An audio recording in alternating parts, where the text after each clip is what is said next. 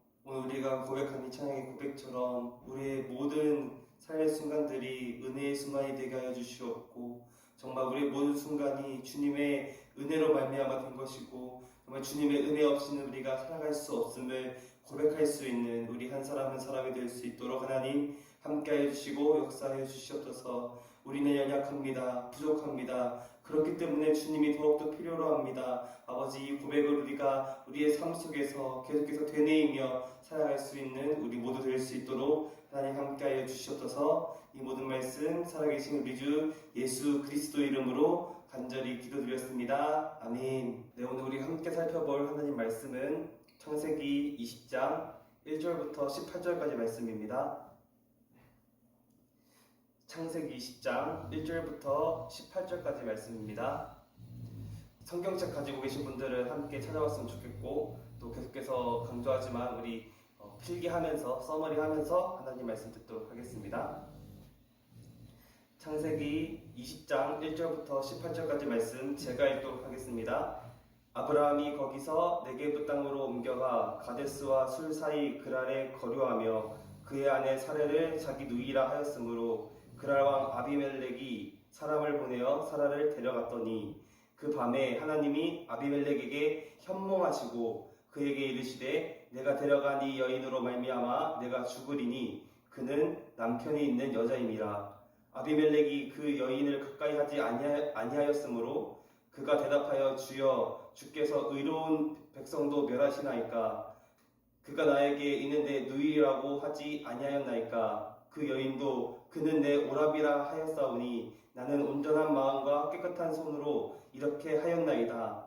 하나님이 꿈에 또 그에게 이르시되 내가 온전한 마음으로 이렇게 한 줄을 나도 알았으므로 너를 막아 내게 범죄하지 아니하게 하였나니 여인에게 가까이 하지 못하게 함이 이 때문이라. 이제 그 사람의 아내를 돌려보내라. 그는 선지자라. 그가 너를 위하여 기도하리니 내가 살려니와 내가 돌려보내지 아니하면 너와 내게 속한 자가 다 반드시 죽을 줄 알지니라. 아비멜렉이 그날 아침에 일찍이 일어나 모든 종들을 불러 그 모든 일을 말하여 들려주니 그들이 심히 두려워하였더라. 아비멜렉이 아브라함을 불러서 그에게 이르되 내가 어찌하여 우리에게 이렇게 하였느냐. 내가 무슨 죄를 내게 범하였기에 내가 나와 내 나라가 큰 죄에 빠질 뻔하게 하였느냐. 내가 합당하지 아니한 일을 내게 행하였도다 하고 아비멜렉이 또 아브라함에게 이르되 내가 무슨 뜻으로 이렇게 하였느냐. 아브라함이 이르되 이곳에서는 하나님을 두려워함이 없으니 내 아내로 말미암아 사람들이 나를 죽일까 생각하였음이요 또 그는 정말로 나의 이복 누이로서 내 아내가 되었음이니라. 하나님이 나를 내 아버지의 집을 떠나 두루 다니게 하실 때에 내가 아내에게 이르기를 이후로 우리의 가는 곳마다 그대는 나를 그대의 오랍이라 하라. 이것이 그대가 내게 베풀 은혜라 하였노라. 아비멜렉이 양과 소와 종들을 이끌어 아브라함에게 주고 그의 아내 사라도 그에게 돌려보내고 아브라함에게 이르되 내 땅이 내 앞에 있으니 내가 보기에 좋을 대로 거주하라 하고 사라에게 이르되 내가 은 1000개를 내 오라비에게 주어서 그것으로 너와 함께한 여러 사람 앞에서 내 수치를 가리게 하였노니 내 일이 다 해결되었느니라. 아브라함이 하나님께 기도하매 하나님이 아비멜렉과 그의 아내와 여종을 치료하사 출산하게 하였으니 여호와께서 이왕에 아브라함의 아내 사라의 일로 아비멜렉의 집에 모든 태를 닫으셨음이더라. 아멘.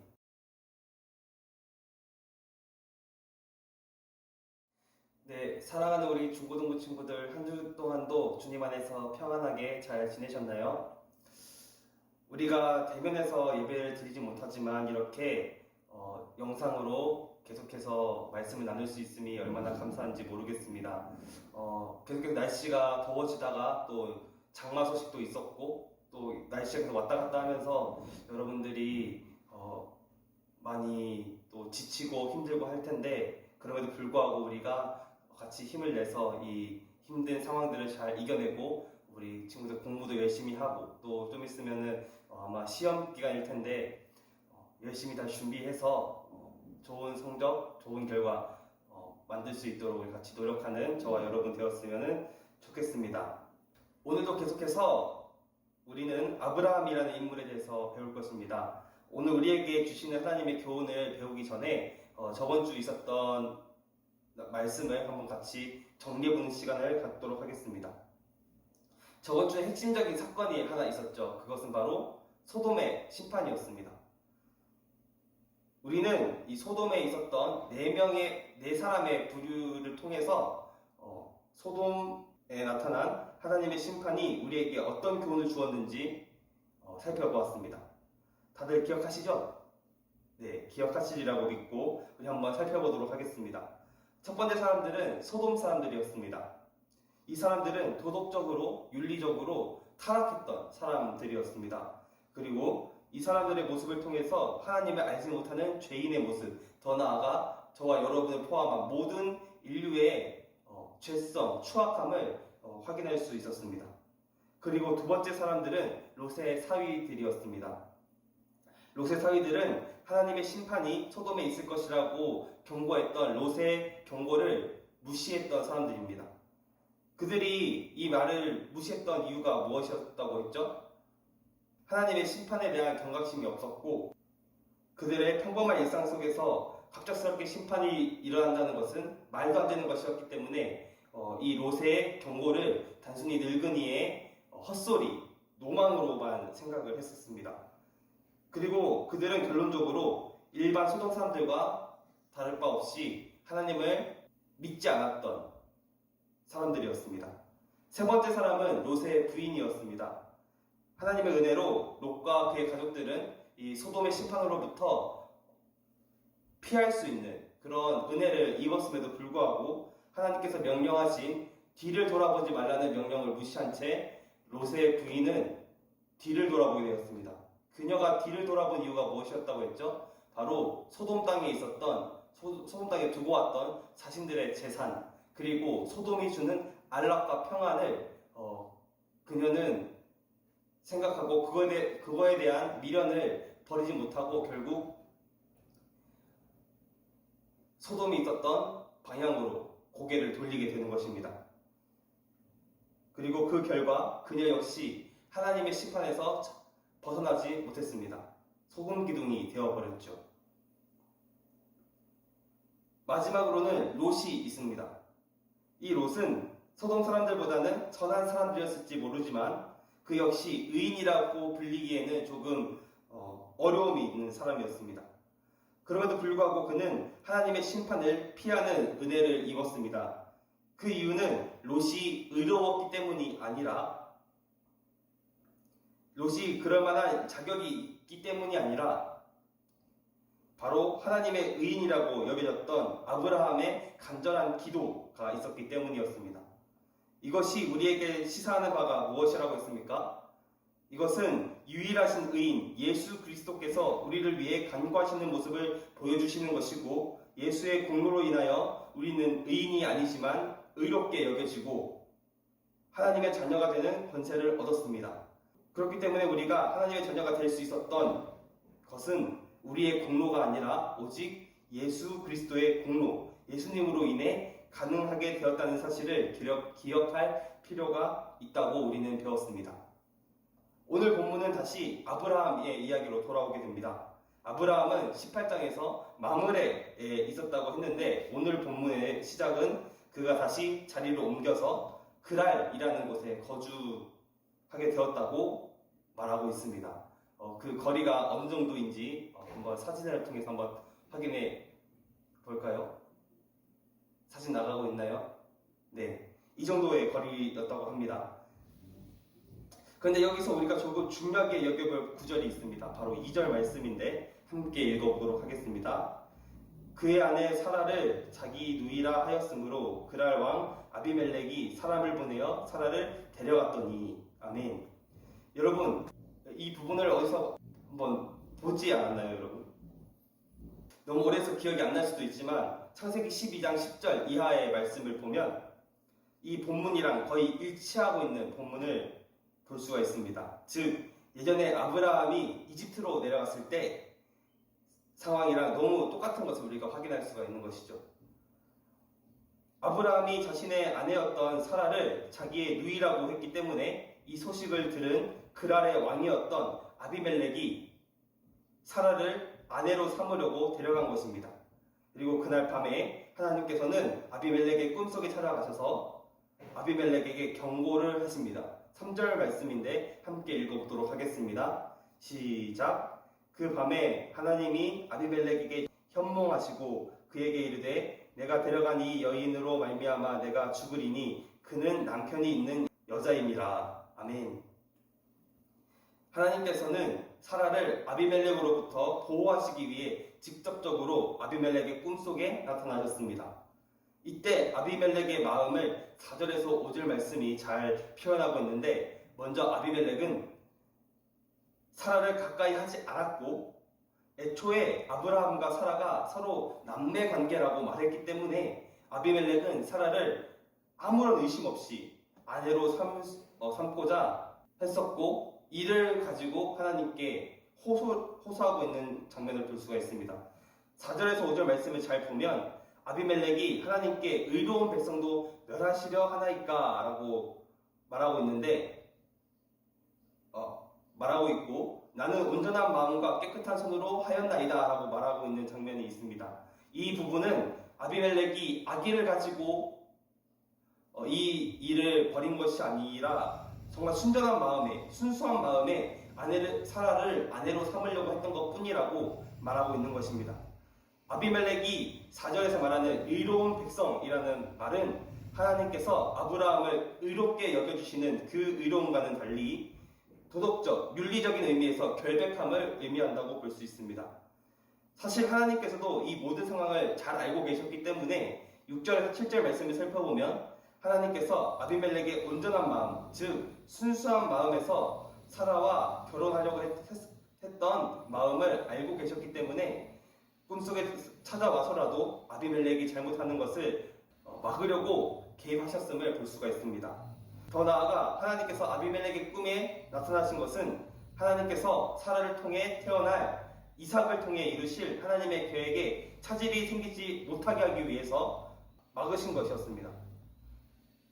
이런 모든 상황을 알게 된 아비멜렉은 아침이 되자 자신의 신하들을 불러 모아 자신이 겪은 모든 일들을 이야기하게 됩니다. 그리고 곧바로 아브라함을 불러 대화를 시도하죠. 아비멜렉이 처음 아브라함에게 말한 것은 아주 간단합니다. 9절 말씀에 나타나 있는데, 우리가 너에게 무슨 잘못을 했길래, 우리가 너에게 무슨 죄를 졌길래 우리를 위험하게 만들어 놓았느냐? 하마터면 나와 내 백성들이 그리고 내 나라가 위험해질 뻔하지 않았느냐? 내 행동은 옳지 못한 행동이었다 라고 말하는 것이었습니다. 이때 아브라함의 반응은 어떠했는지 한번 말씀을 통해서 살펴봅시다. 11절에서 13절 말씀인데 우리 한번 읽어보도록 하겠습니다. 시작. 아브라함이 이르되 이곳에서는 하나님을 두려워함이 없으니 내 아내로 말미암아 사람들이 나를 죽일까 하였음이요, 또 그는 정말로 나의 이복 누이로서 내 아내가 되었음이니라. 하나님이 나를 내 아버지의 집을 떠나 두루 다니게 하실 때에 내가 아내에게 말하기를 이후로 우리의 가는 곳마다 그대는 나를 그대의 오랍이라 하라. 이것이 그대가 내게 베풀 은혜라 하였노라. 아멘. 아브라함의 반응은 세 가지였습니다. 첫 번째는 너희가 하나님을 두려워하지 않기 때문에 내 아내를 취하고자 나를 죽일까봐 그랬다. 또 두 번째는 그리고 사라는 진짜 내 이복 누이이다. 그리고 세 번째는 내가 이 가나안 땅에서 살아남기 위해서는 이렇게 거짓말을 할 수밖에 없었다 였습니다. 그럴싸한 내용이지만 사실 이것들은 아브라함의 변명거리입니다. 각각의 내용을 좀 더 살펴보길 원하는데, 먼저 11절에 그랄 사람들이 하나님을 두려워하지 않기 때문에 라고 언급한 것은 하나님을 믿는 신앙에 근거해서 한 이야기지만 더 세밀하게 들어가 보면 도덕적이고 윤리적인 기준에 대해서 말하고 있는 것입니다. 이것은 이 그랄 사람들이 하나님을 믿지 않기 때문에 윤리적인 기준도 도덕적인 기준도 없다고 섣불리 판단한 아브라함이 생각했던 것입니다. 이후의 말씀에서 내 아내로 말미암아 사람들이 나를 죽일까 생각하였다는 표현은 직접적으로 말하고 있진 않지만 여전히 사라의 아름다움 때문에 아브라함을 죽이고 사라를 데려갈까와 두려워하는 표현입니다. 이것은 창세기 12장에서도 동일하게 나타난 모습이었죠. 그러나 이것은 아브라함의 지레짐작이었고 결국 그랄 사람들의 신앙을 핑계로 삼은 변명이었습니다. 두 번째는 12절에 나타나는 것처럼 사라는 아브라함의 이복 여동생이라고 말하고 있습니다. 여기서 우리가 중요하게 보아야 할 것은 우선 근친혼에 대한 문제가 아닙니다. 성경은 분명히 근친혼에 대해서 금지하고 있는데 아브라함과 사라는 근친혼을 하고 있네? 이거 내로남불 아니야?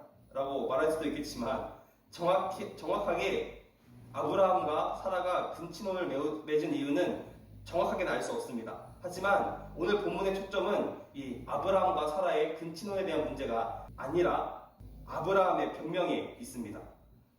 우리는 진짜 이복남매이기 때문에 당신에게 완전히 거짓말을 한 것은 아닙니다. 라고 아비멜렉에게 아브라함은 자신의 가정사를 들먹이면서 핑계를 대고 있는 모습을 우리는 집중적으로 보아야 합니다.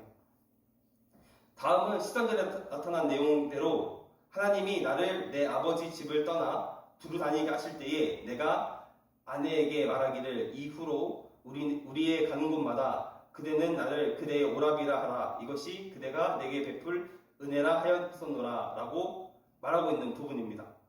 이 내용은 창세기 12장에서 이집트로 내려갈 때 또 동일하게 등장했던 내용으로 하나님의 약속대로 가나안 땅으로 왔을 때에 이 땅에서 지내면서 사라에게 자신을 남편이지만 오빠라고 부르라고 함으로써 자신의 목숨이 보존될 수 있었다고 생각했던 것입니다. 이것은 하나님의 사명, 하나님과의 약속을 핑계로 나타나는 변명이라고 볼 수가 있습니다. 이런 구구절절한 아브라함의 변명에 오늘 아비멜렉의 반응은 어땠습니까? 분개하기는커녕 오히려 아브라함과 사라를 극진하게 대접하는 모습을 볼 수가 있습니다. 아브라함에게는 양과 소와 종들을 주면서 사라를 놓아주었고 심지어 은 1000개를 주면서 아브라함에게 그랄 땅에 어디에 정착하든지 상관없다고 말하고 있습니다. 여기서 내가 보기에 좋은 대로 거주하라 라고 하는 표현은 우리가 전에 살펴본 것처럼 16장에서 아브라함이 사라에게, 19장에서 롯이 소돔 사람들에게 사용했던 표현과 동일한 표현입니다. 또한 아비멜렉은 사라에게 은 1000개를 아브라함에게 준 이유는 모든 사람들에게 사라가 당한 수치를 가려주는 보증의 역할을 하는 것이라고 설명하고 있습니다. 그리고 아브라함 역시 아비멜렉과 그 집에 내려진 하나님의 저주를 해결하기 위해서 하나님께 기도드림으로써 그들이 치료되는 상황으로 오늘 전체적인 이야기는 막을 내립니다. 오늘 우리는 다시 한번 이 아브라함의 신앙의 상태를 점검해 볼 필요가 있고 이것을 통해서 오늘 우리에게 어떻게 적용할 수 있을지 확인해 봤으면 좋겠습니다. 사실 오늘 본문은 창세기 12장과 비교해서 읽어보면 유사성이 굉장히 많지만 그 안에 차이점도 많이 존재합니다. 그렇기 때문에 이 둘을 비교하면서 읽어보는 것이 가장 좋을 것 같습니다. 여러분들이 오늘 설교를 마치고 한번 이 두 본문을 한번 비교해 보시는 것도 좋을 것 같습니다. 공통점과 차이점을 찾아서 한번 비교해 보시면 좋을 것 같아요. 오늘 아브라함은 본의 아니게 아비멜렉을 위험에 처하게 만들었습니다. 그 이유는 세 가지 변명거리로 우리가 살펴보았지만 궁극적으로 자신이 죽임을 당할까봐 두려워서 나타난 행동이었습니다. 첫 번째는 아내 사라의 아름다움 때문에 도덕적으로 윤리적으로 기준이 없는 그랄 사람들이 남편인 자신을 죽이고 사라를 데려갈까봐 두려워했던 것에 대한 반응이었고, 두 번째는 사실상 아브라함과 사라는 어머니는 다르지만 아버지가 같은 이복남매였기 때문에 아비멜렉에게는 완전히 거짓말한 것은 아니라고 하는 변명. 세 번째는 하나님께서 아버지의 집으로부터 이끌어내신 이 가나안 땅에서 죽임을 면하기 위한 방법이었다는 변명이었습니다. 하지만 이 변명의 결과는 오히려 아브라함이 아비멜렉에게 거짓말쟁이라는 평가를 받는 것과 이것이 그 의도가 어떻게 되었든 하나님 앞에서 온전하게 행동하지 못한 상황임을 알 수가 있습니다. 그런데 우리가 창세기 12장과 비교해서 오늘 아브라함의 모습을 감히 평가해 본다면 창세기 12장은 아브라함의 신앙이 초창기였기 때문에 아직 훈련되지 않았다고 보고 충분히 그럴 수 있다고 할 텐데, 그때로부터 시기상 약 24년이 지난 창세기 20장에서의 모습은 그가 하나님의 인도하심을 충분히 경험하였고 신앙이 이전보다는 더 성숙해졌음에도 불구하고 달라진 게 전혀 없는 것을 보면 조금 의아하다고 생각이 듭니다. 아브라함 나름의 이유가 있었다면 오늘 창세기 20장은 하나님께서 반드시 사라의 자녀로 태어날 약속의 아들이 1년 뒤에 태어날 것이라는 분명한 약속을 받은 직후였습니다. 그렇기 때문에 아브라함은 만약에 그랄 땅에서 자신이 죽게 된다면 이 하나님의 약속에 큰 차질이 생길 것이라는 불안감이 있었을 것입니다. 그렇기 때문에 아브라함은 자기 나름대로 자신의 생명을 보존함으로써 하나님의 약속을 이루어 드리려는 목적을 가지고 있었던 것입니다. 이런 부분에서 우리가 오늘 본문을 이해한다면 충분히 그럴 수 있겠구나 라고 수긍할 수도 있을 것입니다. 하지만 여러분, 만약에 이렇게 이해하고 끝난다면 그것은 우리가 성경을 아주 잘못 이해하고 있는 것이고 우리의 신앙을 잘못 이해하게 되는 것입니다. 왜냐하면 아브라함은 여기서 아주 중요한 실수를 했기 때문입니다. 그것은 그가 하나님의 약속에만 너무 집중한 나머지 정작 하나님에 대해서는 신뢰하지 못하고 있었던 것입니다. 바로 하나님께서 아브라함의 보호자가 되어주신다는 사실 말입니다. 아브라함은 24년의 시간 동안 하나님께서 자신을 돌보아 주시고 이끌어 주시고 인도해 주시고 많은 어려움 속에서 지켜내 주신 분이라는 사실을 경험했음에도 불구하고 여전히 하나님이 자신의 보호자라는 사실을 잊은 채 그저 하나님의 약속, 이 현실에만 집중하고 있는 것입니다. 오늘 아브라함이 했던 세 가지 변명으로 아비멜렉을 위험에 빠뜨린 사건은 아브라함과 아비멜렉 사이의 이야기가 아니라 하나님과 아브라함 사이의 관계를 보여주는 장면입니다. 여러분, 하나님께서 아브라함이 그랄에 거주할 때에 과연 그를 위험으로부터 보호해 주시지 않았을까요? 꼭 아브라함이 아비멜렉에게 거짓말을 했어야만 그 위험에서 벗어날 수 있었던 것일까요? 아닙니다. 하나님께서는 어떻게 해서든지 아브라함을 어떤 위험으로부터 보호하시고 마침내 하나님의 약속을 이루실 것이었습니다. 하지만 여전히 아브라함은 이런 신뢰가 부족했던 것 같습니다. 하나님의 약속에는 집중했지만 그 현실에는 집중했지만 정작 그 약속의 주인이시며 자신의 유일하신 보호자 되시는 하나님을 바라보지 못했던 것이 오늘 아브라함의 핑계 속에 나타난 그의 신앙의 모습이었습니다. 그리고 그 결과는 아브라함의 이름이 창대하게 될 것이라는 하나님의 말씀과는 달리 직접적으로 나타나 있지는 않지만 아비멜렉에게 거짓말쟁이라는 평가를 받은 초라한 변명쟁이로 전락해버렸습니다. 여러분, 하나님과의 관계가 틀어져 버리면 변명과 핑계라는 반응이 나타나게 됩니다. 우리는 하나님께 집중하는 신앙이 되어야 합니다. 물론 하나님의 약속을 가볍게 여기라고 하는 말씀은 아닙니다. 하나님의 약속의 주권도 우리의 삶과 신앙의 주권도 모두 하나님께 있음을 우리는 기억해야 합니다. 하나님을 의지하며 신뢰하는 신앙으로 거듭날 때 하나님의 약속은 반드시 이루어질 것입니다. 신앙은 하나님과의 관계의 문제입니다. 우리가 의지해야 할 분명한 대상인 하나님을 바라보며 우리의 삶을 그분께 내어드리는 신앙으로 성장할 때 우리가 의지해야 할 분명한 대상인 하나님을 바라보며 우리의 삶을 그분께 온전히 내어드리는 신앙으로 성장할 수 있는 저와 여러분이 되었으면 좋겠습니다. 말씀을 정리하도록 하겠습니다. 사랑하는 여러분, 오늘 우리는 다시 한번 아브라함의 실수를 통해 우리의 신앙의 자세를 배울 수 있었습니다. 오늘 아브라함의 실수는 무엇이었습니까? 약 24년 전에 일어났던 사건의 반복으로 여전히 신앙의 연약함을 나타냈던 아브라함의 모습을 볼 수가 있었습니다. 아브라함은 자신의 실수에 대한 변명으로 세 가지 변명을 아비멜렉에게 말했습니다. 먼저는 그랄 사람의 윤리성과 도덕성을 핑계로 삼았습니다. 그리고 아브라함의 가정사를 통해 그것이 완전히 거짓말은 아니었음을 핑계로 삼았습니다. 마지막으로는 하나님의 사명을 감당하기 위해 가나안에 거주할 때에 목숨을 부지하려는 행동이었음을 핑계로 삼습니다. 이 모든 것들은 사실상 하나님께서 아브라함을 지켜주시고 유일한 보호자가 되실 것을 믿지 못한 아브라함의 신앙의 현주소를 나타내고 있습니다. 물론 아브라함의 동기는 처음부터 완전히 나쁜 의도로 한 것은 아니었을 것입니다. 하나님의 약속에 초점을 맞춘 행동이었을 뿐입니다. 하지만 하나님의 약속의 주권자이시며 자신을 보호해 주시겠다고 약속하신 하나님을 정작 바라보지 못했다는 것을 오늘 성경을 통해 우리는 확인할 수 있었습니다. 여러분이 가지고 있는 이 신앙의 연약함은 무엇입니까? 신앙의 변명거리는 무엇입니까?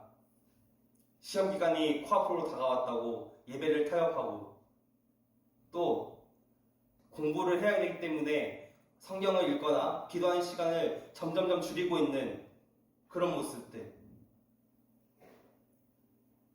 그런 핑계거리들이 우리 삶에는 없는지 돌아봤으면 좋겠습니다. 여러분, 이러한 신앙의 연약함은 신앙생활을 처음 시작하거나 초신자들에게만 나타나는 것이 아닙니다. 오늘 아브라함은 24년의 시간 동안 하나님과 동행하면서 하나님께서 자신을 인도해 주심을 직접적으로 경험하고 자신을 위험으로부터 보호해 주신다는 사실을 믿으며 살아왔습니다. 하지만 그럼에도 불구하고 오늘 아브라함은 다시 한번 똑같은 실수로 넘어지는 것을 확인할 수가 있습니다.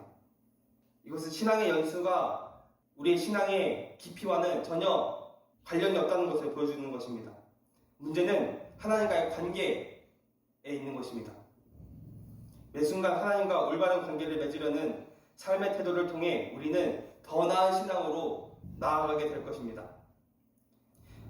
우리는 변명하는 신앙이 아닌 핑계하지 않는 신앙, 더 나아가서 하나님과 올바른 관계를 맺을 수 있는 그런 신앙으로 거듭나야 합니다.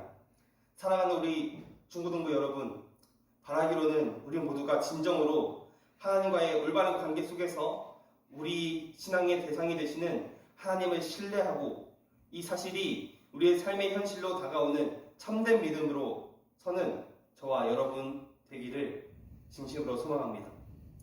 기도하고 마치도록 하겠습니다.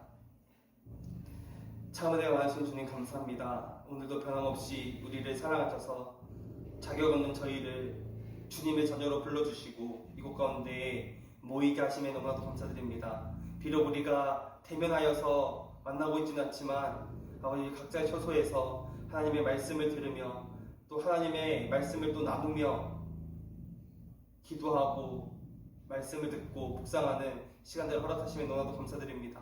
주님, 오늘 우리가 살펴보았던 것처럼 아브라함이 그 동기가 어떻게 되었든 또다시 현실이라는 벽 앞에서 무너졌던 그 신앙의 모습을 우리가 바라보았습니다. 그러면서 신앙을 가지고 핑계하고 신앙을 가지고 타협하려고 하는 아브라함의 모습을 또 볼 수가 있었습니다.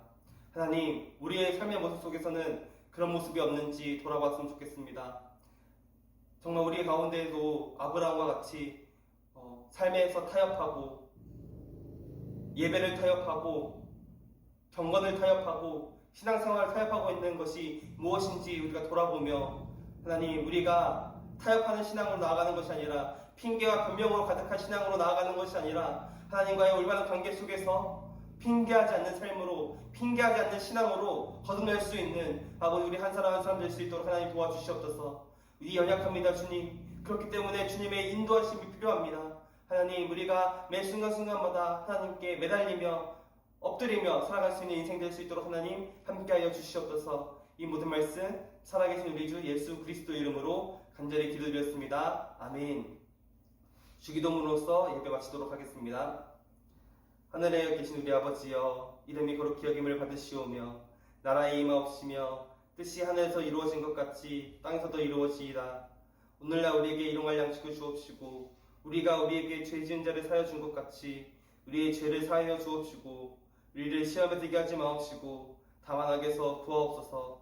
대개 나라와 권세와 영광이 아버지께 영원히 싸움나이다. 아멘.